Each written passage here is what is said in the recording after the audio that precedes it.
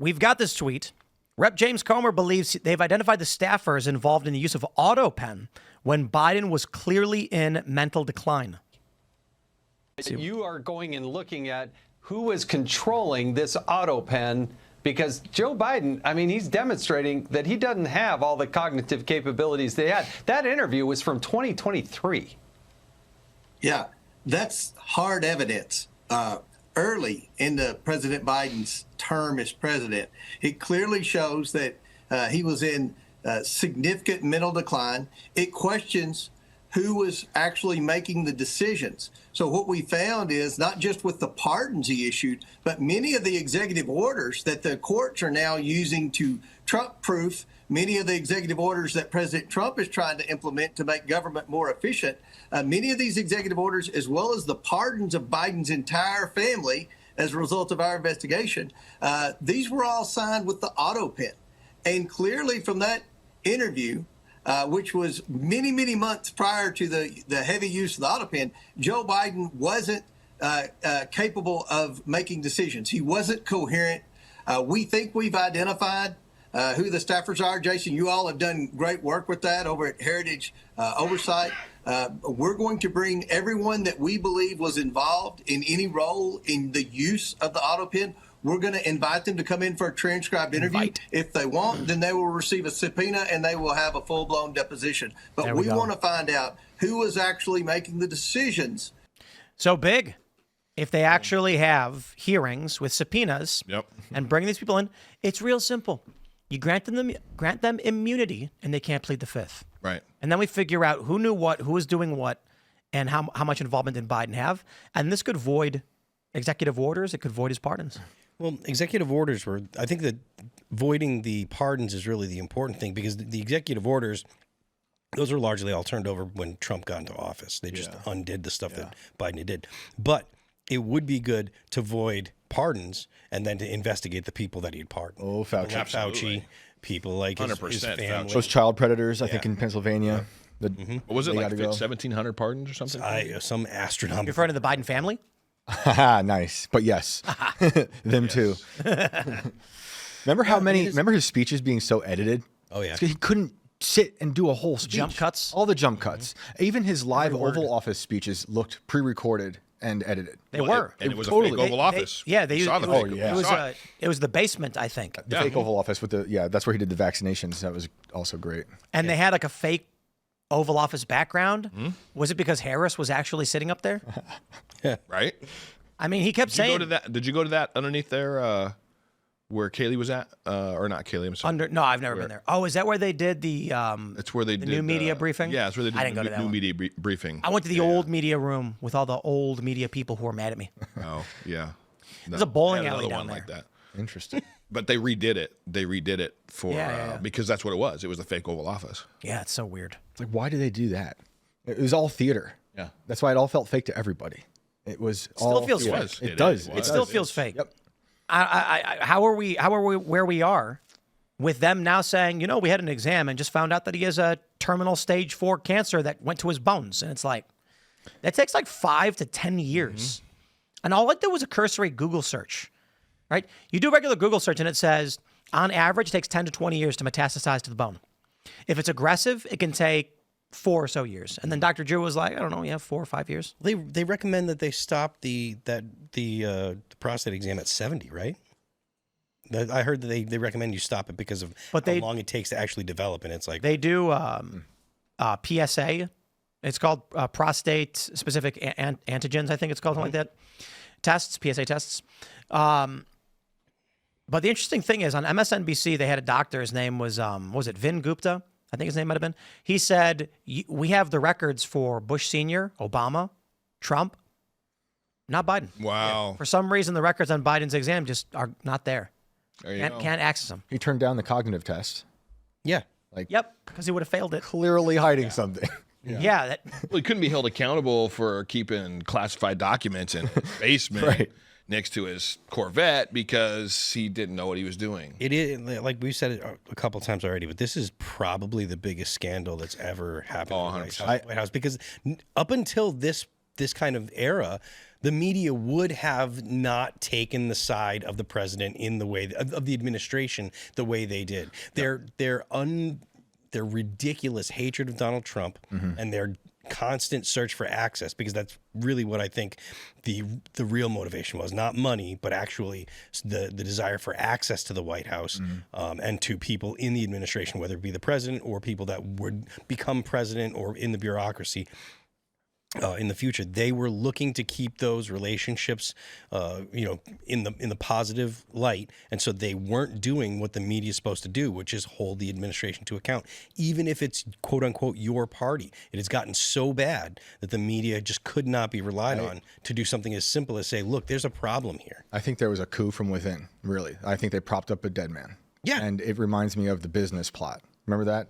Oh, yeah. This is way before our time, but that's Smedley Butler, FDR. First year, it was 1933. Yep. DuPont, Morgan, all these rich, powerful industrialists were paying for a coup.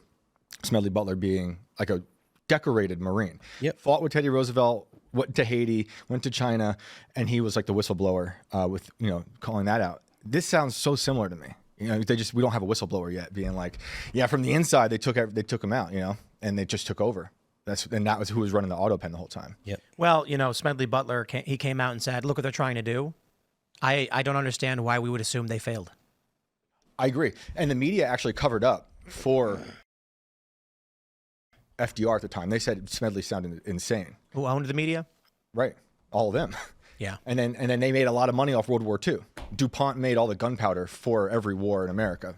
Since dating back to the Revolution, I believe. Well, and that's the other question is I wonder how many of the media actually believe their lies and their hate. Do they really hate or follow the money? I think they hate. Who's funding the people that are promoting the lies? Because these people can't all be really that stupid. Well, the argument, you know what I mean? Yes, the kind of argument that I make about it is it's not about the money, it's about access. Right? If you can call someone in the administration and say, hey, can I get tickets to this? Or there's a guy that's making a problem over here, or this is going on, or that's going on, and have someone in the administration call someone they know and make a problem go away, that's better than money because you can't get taxed on it. So since they can't get that from the Trump administration, they want somebody in there, a Democrat, that'll give them that kind of access. And it's because power is power. Yeah, exactly. Power is better than money. The point of money is power. The point of having money is the ability to make things happen in the world. And if you pay someone off, well, there's a trail. But if it's just, hey, buddy, we're friends, we're homies. Can you do this for me? Do you know someone over there that can do something? Can someone at the DOJ look at this guy? Make this guy's life hard so that he stops looking at me. All those kind of things are way more, that kind of access is way more valuable than money. So what the media wanted and what people in the bureaucracy want is access. We had, I forget who it was. We had another person that was in here that used to be a journalist, Tara.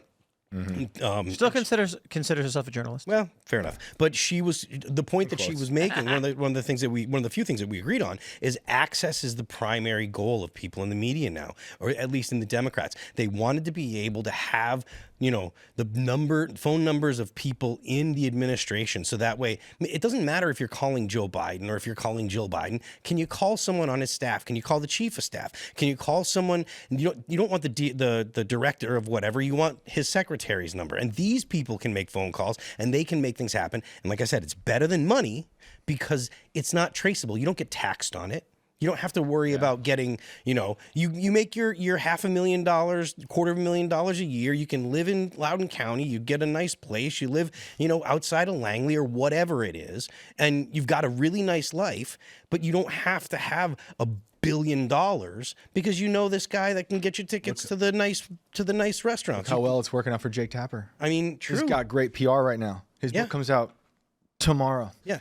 About this very thing. The money is not the important thing. The point is, can you call someone and get yourself tickets to the show or whatever? The American people should sue Jake Tapper and take his book money. Yeah, they should. You lied to us and you knew about it. Now you're making money off it. Oh. It's their favorite thing. Yeah. They're parasites. All the journalists that did this. Yeah, they literally, and then we talked about that recently. Wasn't that funny? Like Tara was like, I've never heard them called vultures. And then I pulled up the Vulture Club. Yep. It's like, they call themselves vultures. Literally circling a dead body. Yep, that's what they do. That's why they call themselves that. That's what these people are. Yep.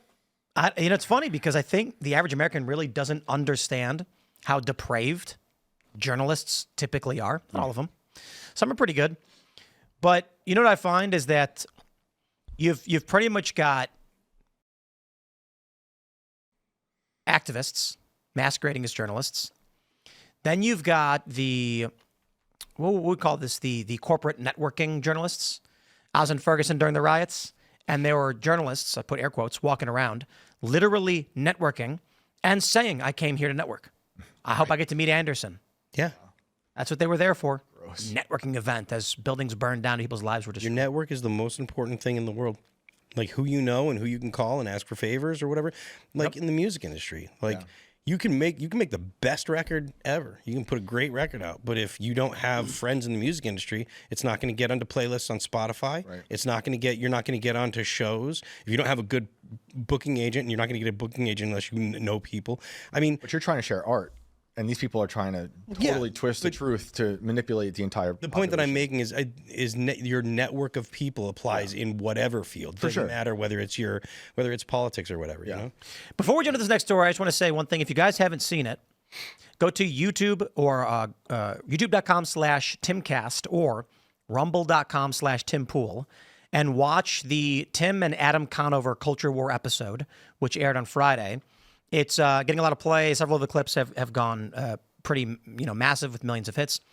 An instance where he claimed, Adam said he was for free speech and he was upset over the termination of visas of students criticizing Israel, and that it's bad to live in a country where student visas can be revoked. I said, go to the UK and mock Islam. Do it. And he was like, and he got all flabbergasted and didn't have an answer. So there's some of these clips. The one thing I want to say is, because I shout out to Asmongold. I didn't want to do like a whole segment talking about this, but I just wanted to mention, he did a video talking about the conversation I had where Adam Conover didn't know, or he lied. He said that, I said Donald Trump did not call neo-Nazis very fine people. And he's like, right. He said they were fine people on both sides. And then I said, except the neo-Nazis and white nationalists, they should be condemned totally. And he goes, he said that.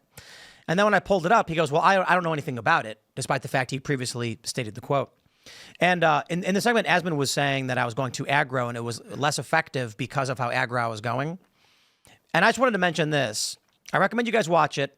You decide for yourself. But the one thing I will say in that regard is I don't do sit-downs with people like Adam Conover and a couple more coming up, which are going to be big, so that I can try and win hearts and minds over. I do it because I want to have a conversation with the person. And so if after an hour and a half I'm aggravated, that's what comes out on the show. If that makes me bad at my job, then I apologize, but that's what I do. So I do recommend you guys watch that because it was something else. Thanks for checking out this clip from Timcast IRL. Make sure to watch the show live Monday through Friday at 8 p.m. Subscribe to this channel, and we will see you all there.